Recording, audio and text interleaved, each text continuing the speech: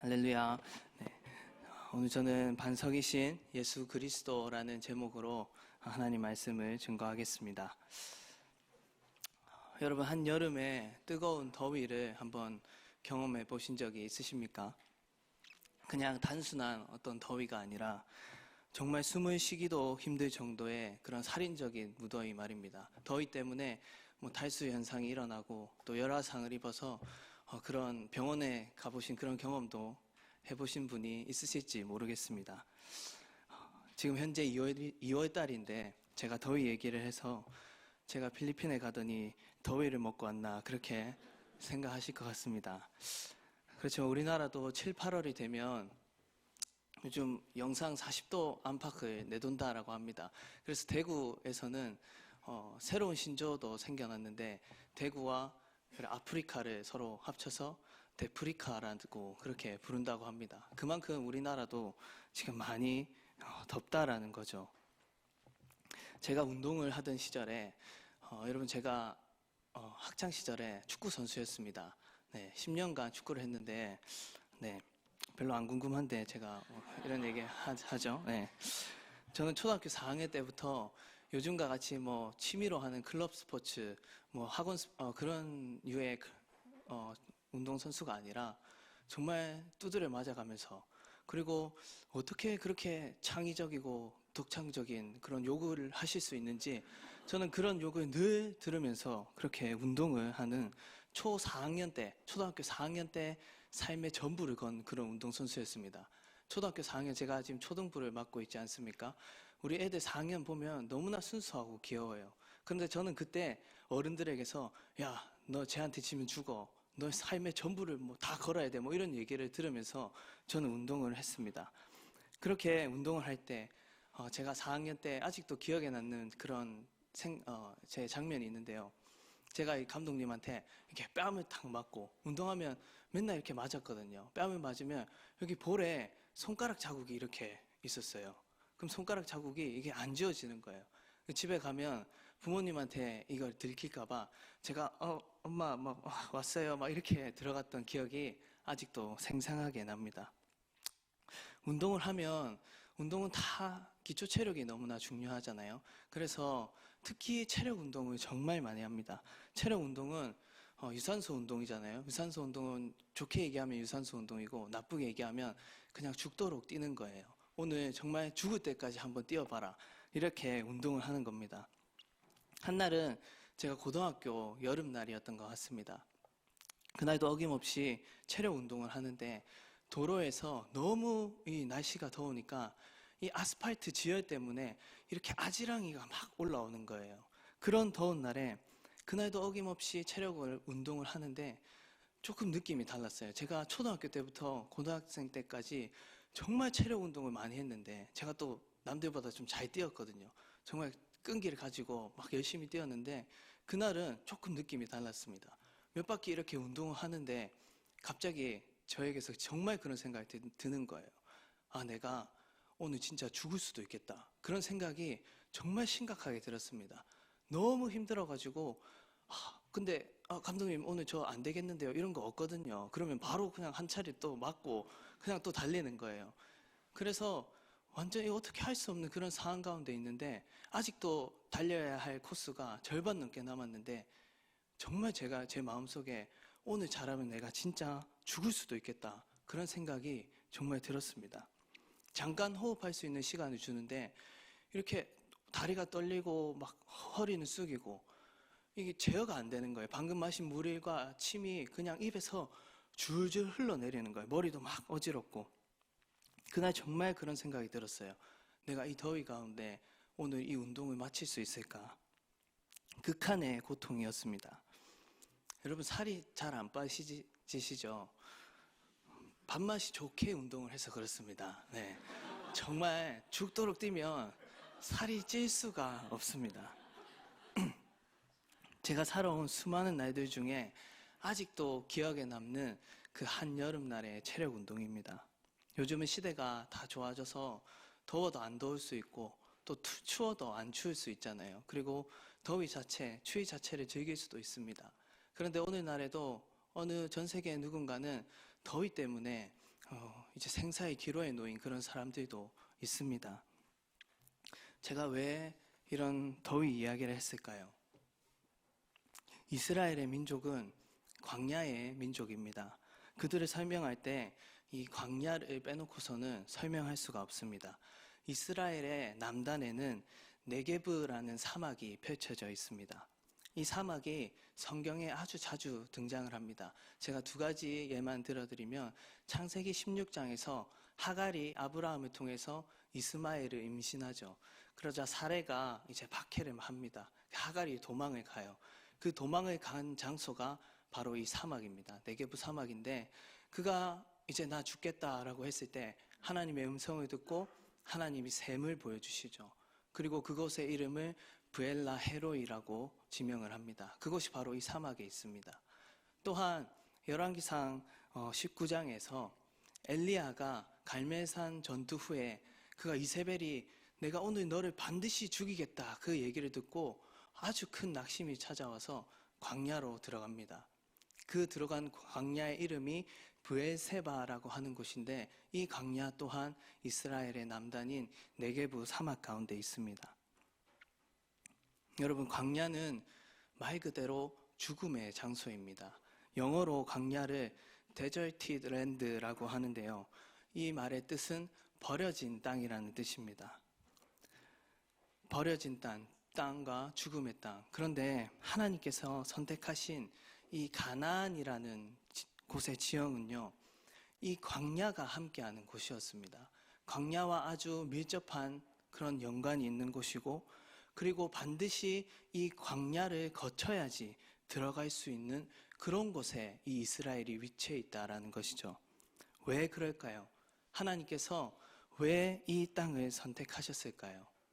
그것은 바로 죽은 광야에서 생명을 내시는 분, 버려진 땅에서 샘을 내시는 분이 바로 우리 하나님이시다라는 것을 자기 백성들에게 알려주시기 위함입니다. 이를 선지자 이사야는 이렇게 이야기를 했습니다. 이사야서 43장 19절부터 20절입니다. 보라, 내가 새 일을 행하리니 이제 나타낼 것이라. 너희가 그것을 알지 못하겠느냐? 반드시 내가 광야의 길을 사막의 강을 내리니 장차 들짐승 곧 승냥이와 타조도 나를 존경할 것은 내가 광야의 물을 사막의 강들을 내어 내 백성 내가 택한 자에게 마시게 할 것임이라. 아멘. 하나님께서 죽은 땅 광야의 샘을 내시고 죽은 땅 광야의 생명을 내시겠다 하셨습니다. 마찬가지로 여러분, 우리 인생에 물을 내시는 분이 누구이십니까? 바로 여호와 하나님이십니다. 우리가 잘 알고 있듯이 이스라엘은 애굽에서 나온 뒤 바로 홍해를 건너고 그리고 가나안 땅으로 쉽게 들어갈 수 있는 북쪽 해안선 길이 있었습니다. 그런데 그 길을 통해서 바로 가나안으로 향하지 않았습니다.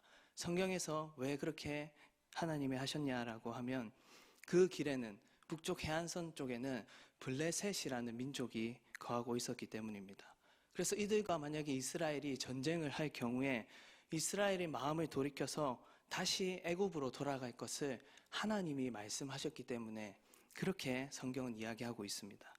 그래서 이들을 하나님께서는 지금의 시나이 반도라고 불리는 황량하고 아주 척박한 땅이 펼쳐진 수르 광야, 신 광야, 바란 광야, 넓은 광야로 하나님이 이들을 인도하고 들어가게 하십니다.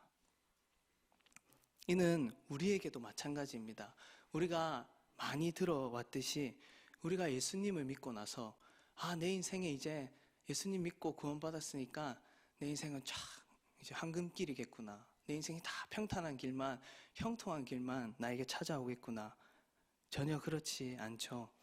우리도 구원받은 뒤 예수님을 믿고 난 뒤에 우리의 삶은 광야와 같은 삶이고 또 어떤 이들은 이래서 우리의 삶을 광야 학교에 입학했다 그렇게 표현하기도 합니다. 우리 모두가 다 예수님을 믿고 난 뒤에 우리는 지금 광야 학교에 재학 중에 있는 것이죠. 이 광야 학교에서 학교는 무언가를 가르치는 곳이잖아요. 무엇을 배웁니까?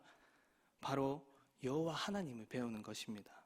그가 어떤 분이신지, 하나님이 우리 각자 개인의 인생에 어떻게 역사하시는지를 이론 수업이 아니라 여러분 삶의 각자의 경험을 통해서 여호와 하나님을 배워가는 것입니다. 여러분 광야 학교에 입학하신 지 얼마나 되셨습니까? 현재 여러분은 몇 학년이십니까? 그런데 그거 아십니까?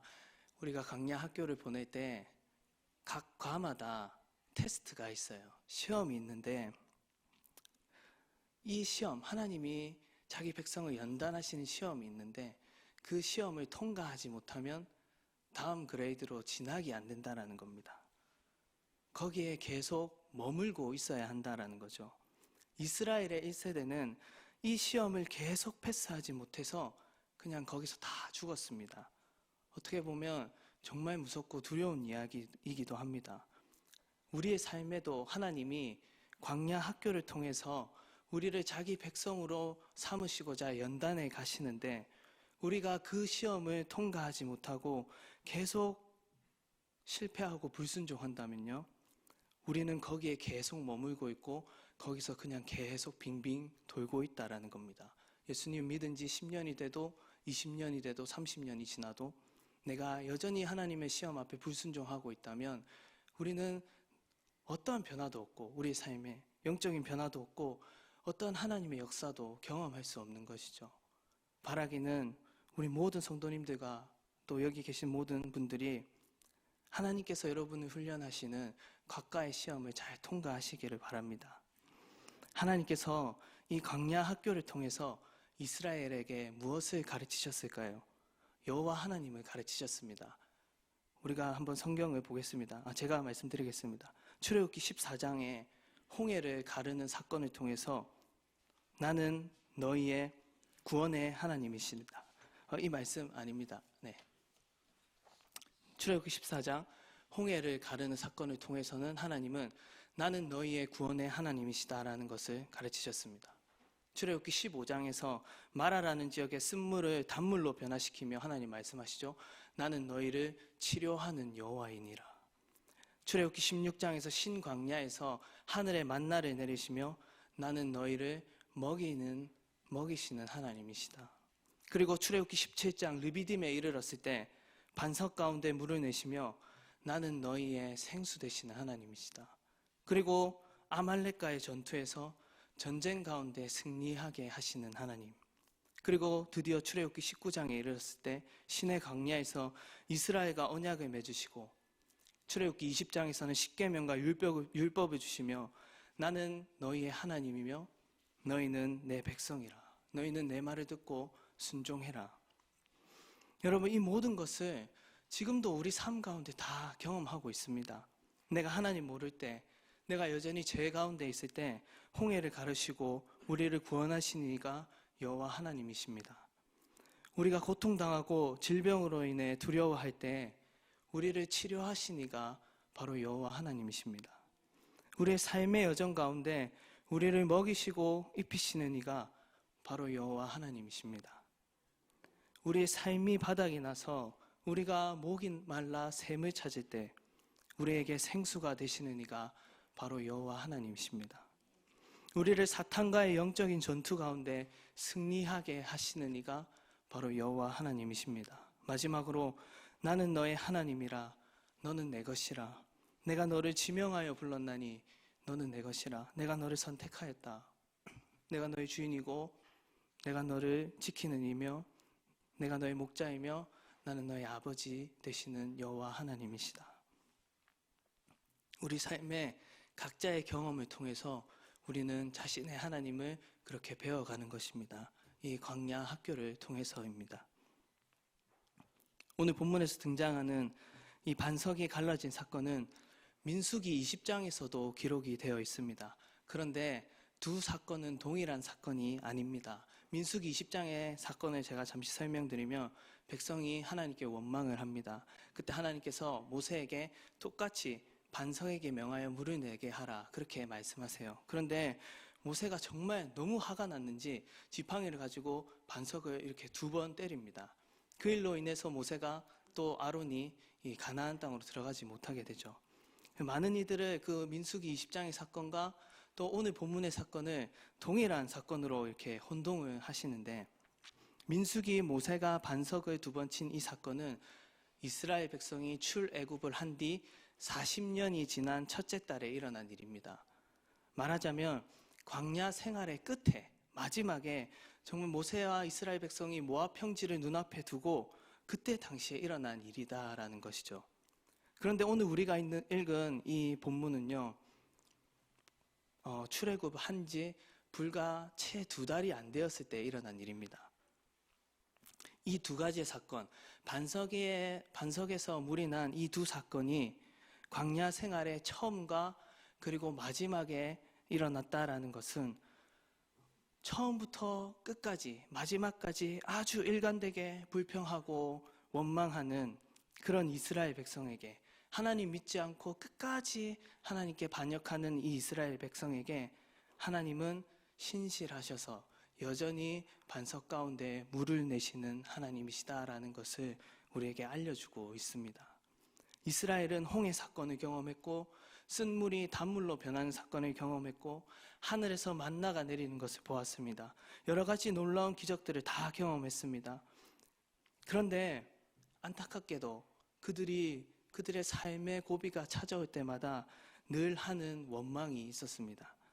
안타깝지만 그들은 늘 이렇게 이야기합니다. 우리가 애굽에 있을 때에는, 한번 말씀을 보실까요? 출애굽기 14장 11절 12절입니다. 앞에 화면을 보시면 되겠습니다. 애굽에 매장지가 없어서 우리를 광야에서 죽게 하느냐, 우리가 애굽 사람을 섬길 것이라. 출애굽기 16장 3절입니다.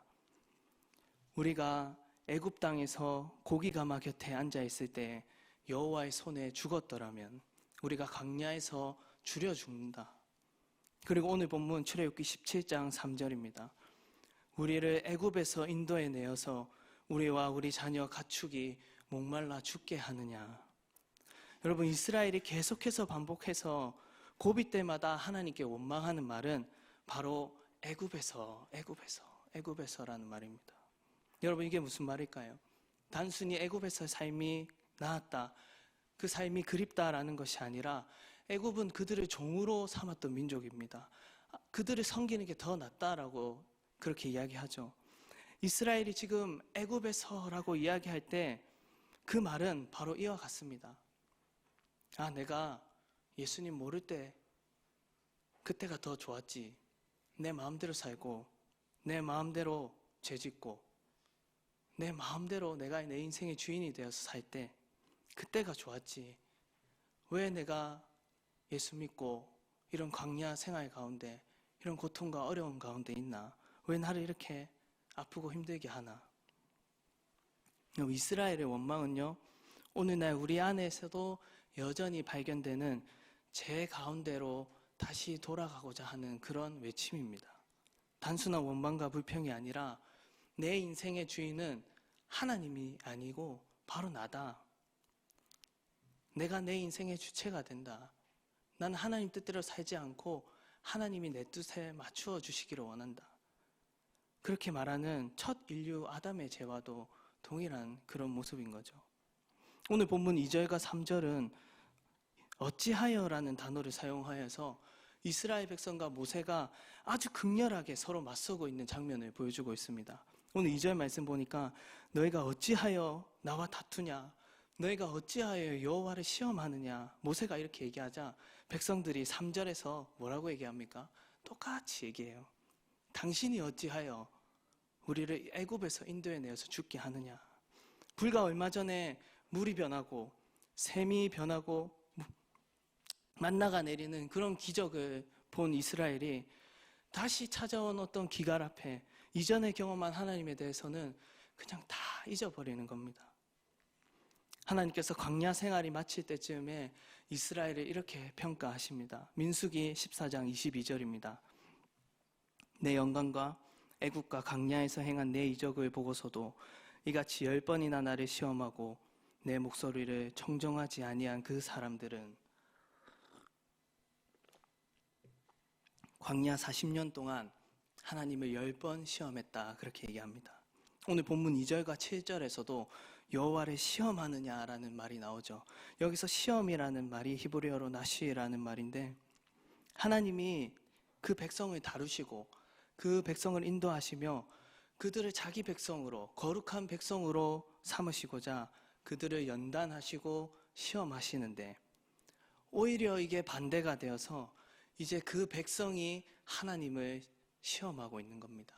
자신의 주인이 되어서 하나님 시험하고 있는 것이죠. 하지만 여러분, 타는 듯한 더위 앞에 정말 죽음을 생각해 보신 적이 있으십니까? 그렇지 않다면 정말 내 인생에 찾아오는 여러 가지 고통스러운 문제 때문에 괴로워하신 적이 있으십니까? 그냥 광야가 아니라 정말 생사의 기로가 놓인 그런 문제들. 광야는요, 만만한 곳이 아닙니다. 정말 불평할 만하고 원망할 만한 곳이 바로 광야입니다. 우리도 그렇지 않습니까? 우리 삶에 어떠한 문제들이 발생할 때 우리도 이렇게 반응하지 않으십니까?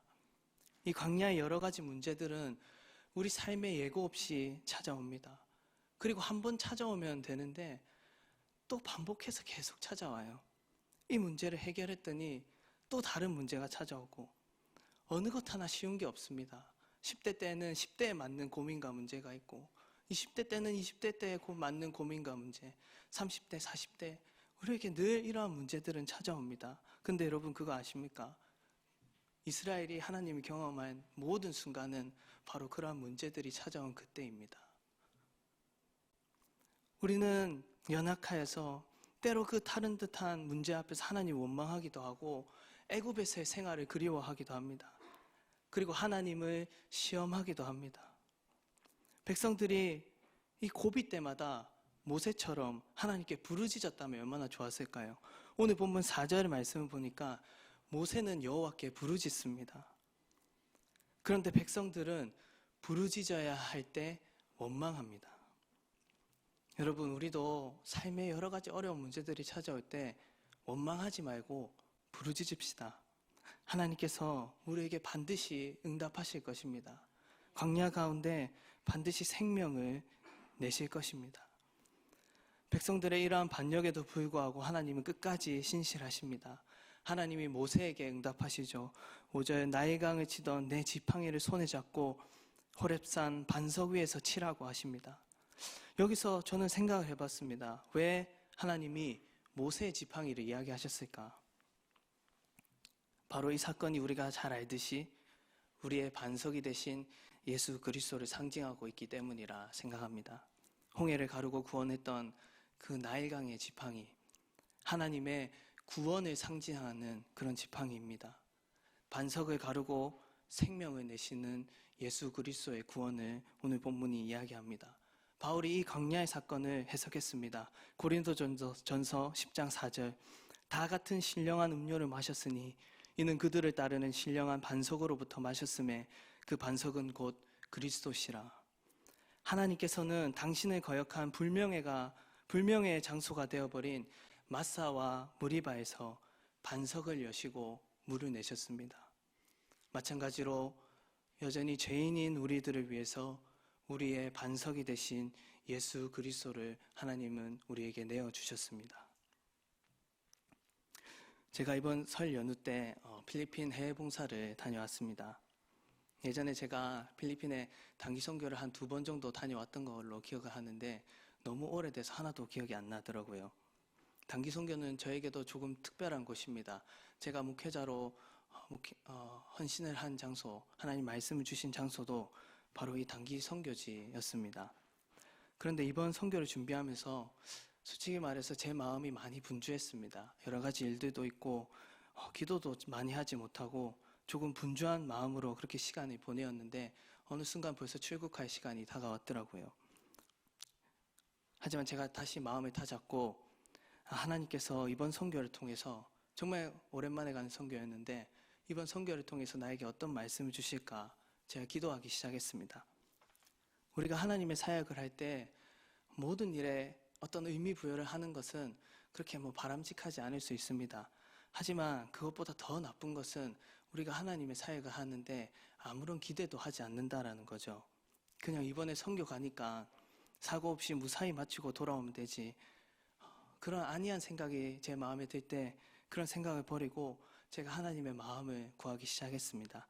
비행기 안에서 숙소에서 잠깐 기도하고 하나님을 구하는데 하나님 저에게 어떤 응답을 주셨냐면 제 마음에 예수님을 향한 그런 뜨거운 마음을 허락해 주셨어요. 저는 우리 안에 있는 마음들 중에 가장 귀하고 값지고 아름다운 마음은 바로 예수님을 향한 목마름이다라고 생각을 합니다. 예수님을 향한 갈망이라고 생각을 합니다. 제가 예수님 그렇게 그냥 앉아서 예수님의 이름을 부르는데 느헤미야와 에스라 때에 에스라가 이스라엘 백성들을 다 모으고 말씀 전할 때 백성이 그 율법의 말씀을 듣고 다 우는지라 자신의 죄가 깨달아지니까 울고 하나님 말씀이 너무나 사모되니까 그 우는 그 간절한 마음이 제 마음에 순간순간 일어나는데 제 마음이 너무나 기쁘고 좀 벅찼습니다. 그리고 제가 이번에 가서 영어로 설교를 했습니다. 그때 설교를 할 때 내가 꼭 예수님을 전해야겠다, 예수님 높여야겠다 그런 생각을 했습니다. 선교사님이 영어로 설교를 준비하라고 하시더라고요. 한국말도 잘 못하는데 영어로 설교를 준비하려고 하니까 정말 당황스러웠습니다. 제가 아는 지인에게 한국말로 적은 걸 보내주시고 번역을 부탁하고 그리고 녹음을 좀 해달라 해서 그걸 계속 들으면서 이렇게 갔습니다. 그래서 막상 가서 이제 설교를 하려고 하는데 제가 생각했던 거랑 좀 다르더라고요. 주일학교 설교라고 했는데 저는 초등부 정도 수준을 생각했습니다. 그런데 막상 가니까 애들이 너무 어린 거예요. 유치부 정도 되는 거예요. 네. 그 아이들의 유치부 아이들 데려다 놓고 예수님 너의 전부야. 너의 인생을 예수님께 드려 막 이런 얘기를 하고 있는 거예요. 아이들이 어떻게 알아듣겠습니까? 영어도 잘 못하는데 무슨 제 설교에 아이들이 집중을 할 수 있었을까요? 주변도 소란스럽고 집중도 잘 안 되었어요. 그래도 저는 준비한 대로 제가 한 설교를 마치고 그리고 한국으로 돌아왔습니다. 저도 제가 한 설교에는 큰 의미를 두지 않았어요. 그런데 제가 지난주에 돌아와서 아내와 집에서 가정 예배를 드리는데 하나님께서 저에게 그런 마음의 깨달음을 주시더라고요. 제가 필리핀에서 소란스럽고 시끄러운 그 가운데 예수 그리스도 그를 믿으라. 그는 우리의 구원자이시다. 그리고 그에게 우리 삶을 드려라. 내가 예수님을 높이고 그렇게 설교할 때 하나님이 너는 청중을 보고 설교하지만 왜 청중 가운데 계시는 하나님 보지 못하느냐. 아무도 듣지 않는 곳에서 그 가운데에서도 네가 예수 그리스도 그분의 이름을 높이고 그분의 이름을 찬양하고 그분을 전할 때 내가 그곳에 너와 함께 있다. 그런 마음이 제 안에 들었습니다. 여러분 우리 설교자들은 지금과 같이 이렇게 청중을 보고 설교합니다. 그렇지만 청중 가운데 계시는 하나님은 잘 보지 못하는 것 같습니다. 여러분이 예수 그리스도의 이름으로 그분의 이름을 높여드리기 위해서 어떠한 사역을 감당하실 때 그곳에 함께 하시는 하나님을 여러분들은 인식하고 계십니까? 우리의 어떠한 삶의 모습을 통하여서 예수님 그분의 이름이 높아지고 그가 영광받으시고 그가 나타나게 되실 때 하나님께서 기뻐하시고 하나님이 그 자리에 함께 계십니다. 그래서 제가 선교지에서 출애굽 경로에 대해서 묵상을 하다가 오늘 본문을 보았습니다. 그리고 반석이신 예수 그리스도 그분을 마음껏 높여드려야겠다 그런 생각을 했습니다. 때로 우리가 예수님 사랑한다라고 하지만 우리가 얼마나 예수님을 진정으로 높여드리고 있습니까? 여러분은 무엇에 목이 마르십니까? 잠시 시원했다가 다시 목마를 것들만 가지고 우리가 하나님께 부르짖고 있지는 않습니까? 여러분 제가 다시 말씀드리기를 우리 안에 가장 귀하고 값지고 아름다운 마음은 예수님을 향한 갈망과 예수님을 향한 목마름입니다. 그를 향한 사모하는 마음이고 그를 구하는 그 마음이 이미 우리의 기도의 응답이고 그를 갈망하는 그 목마름 자체가 이미 우리를 변화시킨 것입니다. 그리고 우리 삶의 모든 해답 또한 바로 예수 그리스도이십니다. 오직 그만이 우리의 모든 기도의 응답이 되어야 합니다. 여러분 기도의 능력이 바로 이것입니다. 내가 어떤 나의 문제를 두고 기도했더니 하나님께서는 내게 예수 그리스도를 주시고 그분을 더 알게 하시고 그분을 더 사랑하고 그분을 더 갈망하게 하시고 그리고 그분께 정말 나의 생명을 드리게 하셨습니다. 예수님이 이렇게 이야기하셨습니다. 요한복음 6장 55절 말씀입니다. 내 살은 참된 양식이요 내 피는 참된 음료로다. 이것은 58절 말씀입니다. 이것은 하늘에서 내려온 떡이니 조상들이 먹고도 죽은 그것과 같지 아니하여 이 떡을 먹는 자는 영원히 살리라. 그리고 요한복음 7장에서는 이렇게 이야기하셨습니다. 누구든지 목마르거든 내게로 와서 마시라. 나를 믿는 자는 그 배에서 생수의 강이 흘러나오리라. 이는 그를 믿는 자들이 받을 성령을 가리켜 말씀하신 것이라. 여러분, 저는요, 그리고 여러분들은 동일하다 생각합니다. 제가 예수님 믿는데 저는 생수의 근원을 자꾸 다른 곳에서 찾으려고 하더라고요. 그러나 예수님께서는요, 생수의 근원이 나를 믿는 자의 그 속에 있다 하셨습니다. 그 배에서 흘러나올 것이다, 그렇게 얘기하셨어요. 우리 속에 생수의 강이 있다라는 겁니다. 여러분, 정말 성령님이 내 안에 계신다라는 것을 믿으십니까? 그렇다면 왜 우리는 그분에게서 생수의 근원을 찾으려고 하지 않을까요? 여러분 안에 다 답이 있는데, 여러분 안에, 저와 여러분 안에 다 생수의 근원이 있는데 왜 자꾸 다른 곳에서 찾으려고 할까요? 예수님의 영이 우리 안에서 우리와 함께 계시며 우리의 목마름을 채우십니다. 제가 이 설교를 준비하면서 정말 다짐했습니다. 하루에 내 안에 계신 성령님 그분의 이름을 100번만 부르자. 내 마음이 예수님을 향한 목마름으로 인해 정말 간절해질 때까지 그분을 찾고 구하자. 여러분, 성령님을 날마다 구하십시오. 그분과 날마다 대화하십시오. 여러분의 삶이 성령님과 더 가까워질수록 여러분 삶은 반드시 변하게 될 것입니다. 제가 너무나 부족하지만 며칠 전에는 아주 작은 이런 경험을 했습니다. 누군가가 저를 정말 화나게 했어요. 네, 여러분들은 아닙니다.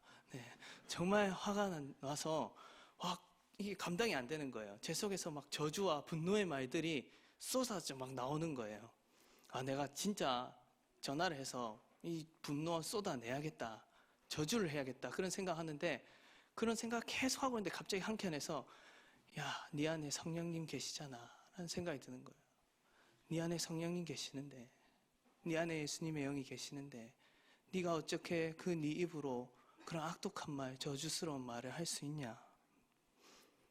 여러분, 부족하고 연약하지만 우리가 성령님과 더 가까워질수록 우리는 날마다 조금씩 그분의 장성한 분량으로 나아가고 우리 삶이 조금씩 변하게 될 것입니다.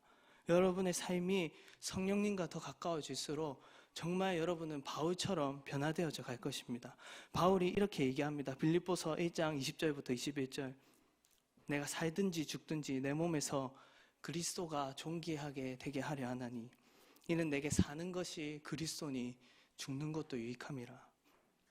바울은 노년에 이르렀을 때, 노년이 아니죠, 그가 죽기 전에 이르렀을 때 그의 신앙이 어디까지 갔냐면요, 이제는 남은 나의 생명을 주님께 드리겠습니다. 거기까지 바울이 자라갔습니다. 날마다 성령과 동행하다 보니 그 바울이 자신의 생명조차 이제 주님께 아까워하지 않는 그 믿음에까지 자라게 되었다라는 거죠. 여러분, 저는 단언컨대 세상의 시각으로 보면 바울은 참 불행한 자이지만 바울은 이 세상에서 가장 행복한 자가 아니었을까, 그런 생각을 해봅니다. 세상에서 무엇이 우리를 행복하고 만족시킬 수 있습니까? 오직 예수님을 향한 갈망과 그분이 채워주시는 은혜만이 우리를 가장 행복한 길로 인도합니다. 그런데 우리는 그것을 모르고 생수의 근원을 자꾸 다른 비슷한 것, 유사한 것을 찾으려고 하진 않으십니까? 오늘 이 시간 우리가 다른 무엇이 아니라 예수 그리스도 그분의 이름을 마음껏 높이고 그분의 이름만 찬양하고 우리의 전심을 다해서 그분만 구합시다. 그분의 영이 우리의 마음과 우리의 영과 우리의 삶을 지배하도록 내어드립시다. 우리의 참된 반석이신 예수 그리스도께 모든 영광과 찬양을 올려드립시다. 주께서 저희 모두에게 당신을 간절히 사모하는 그 은혜의 마음을 부어주시기를 예수님의 이름으로 축복합니다.